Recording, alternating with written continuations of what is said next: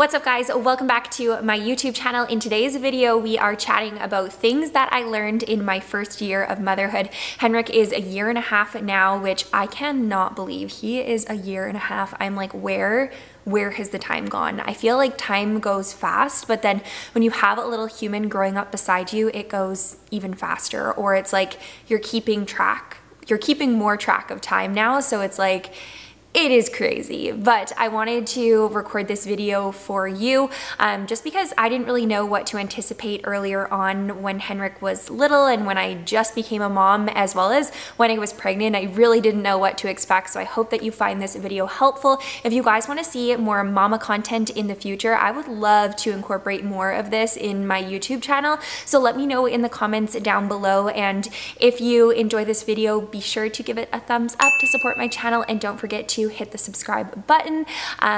So yeah, let's go ahead and dive into the video. The first thing that I learned in motherhood, and this was very early on, literally as soon as I announced that I was pregnant, is that people will try to scare you. And I really do believe that like people do have good intentions and that's not what they're trying to do. But I cannot tell you literally hundreds of times throughout my pregnancy, but also after Henrik was born, the amount of times people like kind of instilled a little bit of fear in me. It all started when I was pregnant. I feel like so many people were like, enjoy life without having a little one. Your whole life is going to change. Everything's going to be so different. You won't be able to go on dates. You won't be able to go traveling anymore.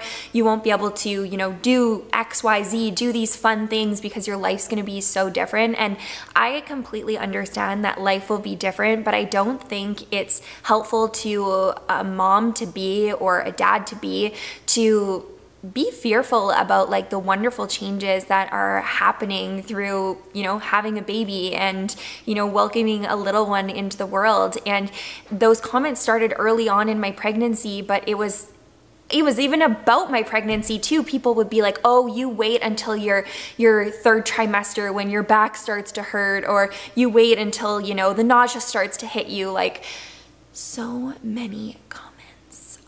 I could go on and on, but it happened in like when I first announced that I was pregnant, and then literally all through my pregnancy, and it even still happens to this day. And I think it's really frustrating because I don't think that people have the intention of instilling fear in you or trying to scare you. I think they're just kind of trying to prepare you, but I really just don't think that it's necessary. So if you're a mama-to-be or if you're a new mom, just know that these comments will come your way, but I just really like to kind of take things with a grain of salt and hope that people, have good intentions when they say these things. Because even like when Henrik wasn't walking, people were like, oh, you wait till he starts walking, life's gonna get so much busier. You wait till he starts talking and talking back to you. And I'm like, I understand that these things are coming my way, but I just don't think it's helpful to kind of make me feel like fearful about these things, because it's just a part of motherhood and parenting. The second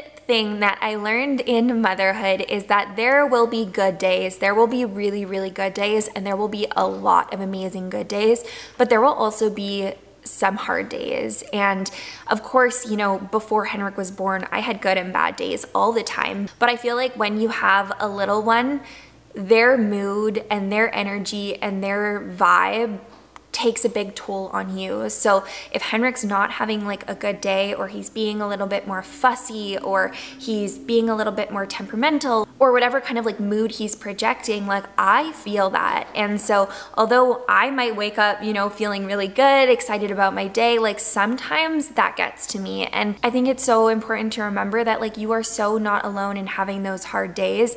I think they're just not talked about as much, right? Like you see on social media, everyone shares the good things and the cute pictures of their kids, but people aren't sharing like their kids bawling their eyes out. I think it's just so important to remember that like everyone has those hard days, and sometimes when you're in the thick of it, it feels like it's just you, and like it can be a little bit isolating. You can feel a little bit alone, being like, why is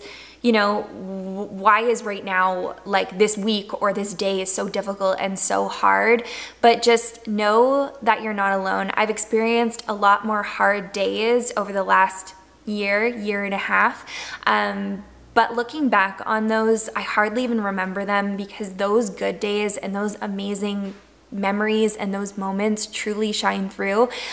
So know that, you know, with those hard days comes the really great days too. And I feel like those ones always overshine, you know, those challenges. So I think that like always reminding myself that it's just a phase and he will get through it helps me know that this is not permanent. This is not forever. It is just temporary. The third thing that I learned in motherhood is that it actually does take a village to raise a child. I am very much like I can do this on my own. I'm fine. I don't need to ask for help until I encountered motherhood. And I have never leaned on Chris, on my family, on my friends so much for support in my entire life. And it has helped me so much to lean on my loved ones. And we live in Edmonton and we'll probably never leave Edmonton, honestly, because our whole family is here, like both sides of our family, our parents, siblings are all here. And I am just really grateful to have family because I know that, you know, not everyone does. A lot of people live away from their family, but a village doesn't just mean family. A village can be beyond that, right? Your friends that you surround yourself with, the people that you see, you know, on the weekends or on a daily basis, or work friends, like your circle can, or your village can be anyone around you that's close to you that you like trust and, you know, you feel like you can lean on for support. But that's like what we need as moms and as parents, because if I didn't lean on people in my life, I wouldn't be able to take care of myself. I wouldn't be able to go to the gym. I wouldn't be able to, you know, go out and go shopping because I love shopping. I wouldn't be able to, you know, go and get my hair done and just ultimately, you know, do things that make me feel good. I know that when I show up for myself and I take care of myself and I take time for me and I do those things, those forms of self-care, I show up so much better for Henrik, for Chris, for my loved ones and my village. And I know that sometimes it's really hard as someone who, you know, has a hard time asking people for help, but I promise you it makes the world a difference. It is a cloudy day outside, so the light in here is changing like crazy, so my apologies for that. But the next thing that I learned in motherhood is to trust your mama instincts. It is crazy how you kind of just get this maternal like feeling once you have a baby. Even like before Henrik was born, I started to feel it, and then when he was born, it just kind of like takes over. I honestly didn't do too much research before having Henrik. Like I really didn't. I think part of the reason was because there's so much information out there, it can feel very overwhelming, and I just kind of wanted to trust myself. And I definitely leaned on people for support. Like I asked my mom, my mother-in-law lots of questions, as well as like my sister-in-law. She was like my go-to for questions because I love the way that she parents, and I know she's done lots of research too. So I really didn't do much research before Henrik was born, and it is crazy how much those mama instincts just kick in when your little one comes into the world. It's like you just kind of know what they need. And of course I've had to, you know, research things as time has gone on, but majority of the times I can just lean on to like how I'm feeling. Like, so rather than trying to like follow textbooks or like, you know, follow what other moms were doing, I just like truly listen to my own instincts. And that has gotten me so far. I feel like I'm a pretty good mom. I know obviously, you know, like there's definitely things I can improve on, but I feel like I'm a pretty good mom, and Henrik's definitely thriving. So I feel like I've done an okay job up until this point. So please don't feel like you need to do hours and hours and hours of research. I definitely don't think it's necessary. But I do think that, you know, it can be helpful to definitely research some things. Like when I started feeding Henrik, I was like, where the heck do I start? I remember thinking like, do I do rice cereal? Like, do I start with mashed up avocado? And so like, there's definitely things that like I have researched like since being a mom, obviously, but like lots of things I just kind of leave up to what I feel is best. The fifth thing that I learned in motherhood is that mamahood can be a little bit isolating. Like I said, we do have friends and family here, and I am so forever grateful for you know, our family and my girlfriends, but outside of my sister-in-law, I literally do not have like any mom friends, like literally any. And sometimes it can feel really, really lonely not having people to relate to on that level, like not being able to, you know, have that mom talk or, you know, be able to talk to other moms about like what they're doing. And so I think, you know, for people who do have a lot of mom friends, like they probably don't feel this, but like for me, I was the first person in my friend group to have kids. Outside of that though, I only have 2 nephews. And so I'm just not really around any moms. And I know I need to get outside of like my own shell. I'm very like introverted with meeting new people, but it can feel a little bit lonely sometimes, and I kind of accepted it up until this point, but like now I'm ready to like meet some new moms and just socialize more, because that is something that like I feel like I'm missing. So I don't think like motherhood's isolating for everyone. I think I've kind of done it to myself. COVID hasn't helped, and my introvertedness hasn't helped either, but I want to like step outside of my shell and like do things that make me feel uncomfortable, and that's definitely something that like is my goal for the next months to come. I'm going to meet some new friends. Oh, it sounds so sad when I say it. The 6th thing that I learned in motherhood, which I kind of mentioned in the beginning, is that the days feel really long, but the time literally flies by. And everyone always says like, soak up those newborn stages, like soak up those baby cuddles. And I wish I would have done more than that, more of that, because I feel like that's something that just like came and went so quickly. And I wish I would have taken more time to just, you know, spend those snuggling moments with Henrik versus, you know, trying to clean the house or trying to get work done. I jumped back into work on like week 3 of my postpartum journey, and I do truly wish I would have taken more time off, because I feel like those moments are like so short. And although the days felt long and I was definitely exhausted, especially in the first couple months, I really look back and just wish I would have, you know, taken more moments and more time to just be, and just to, you know, be in the moment versus thinking about my to-do list or feeling like I should do laundry or feeling like the dishes need to be done or our house is a total shit show. Like that is definitely one of the things that like I do wish I would have done different, but it's all a learning experience. I just know that some days feel so freaking long, but we always get through it. And looking back like on this whole 1.5 years, I'm like, where the heck did the time go? The 7th thing I learned in motherhood is that you do not need all of the things. I feel like there are so many different baby devices out there, and there's so many different contraptions that your baby can sit in or feed in, or like even choosing what bottles I was gonna give Henrik was like overwhelming. And I have found that you really don't need as much as you think you do, or as much as, you know, people tell you you do. I watched so many videos before to like see what baby things I needed, and I feel like I ended up buying a lot of things and wasting a lot of money because I truly didn't use them, or I used them for such a short period of time, or they didn't really, you know, help me out that much, so it wasn't like I really needed them. So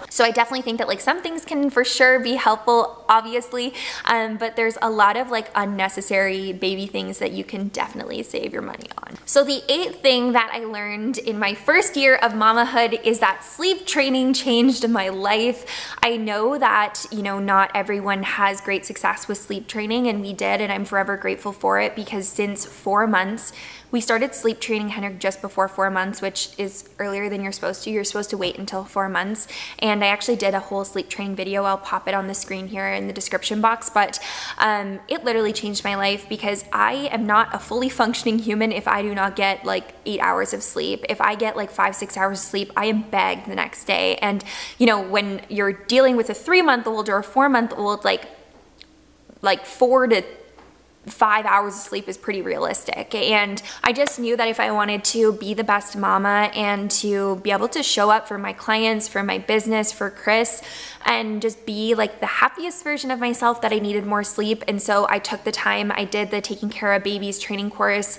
Again, I have it all in the sleep training video, but I did a lot of research on sleep training because that is something that I wanted to be really successful with. I took the time to do it. It was hard. It was hard in the moment, especially because we did let Henrik cry it out a little bit, and it was definitely challenging like when we were doing it, but it was so worth it. And that is one thing that I am so glad that we took the time to do during that period of life, because he still sleeps through the night. He sleeps 7 till 7 like every single day. The only time he wakes up in the night is if like he poops, which happens very rarely, or if he has like a bad dream, which happens like once every 3 months. So I'm so grateful because we all get to sleep.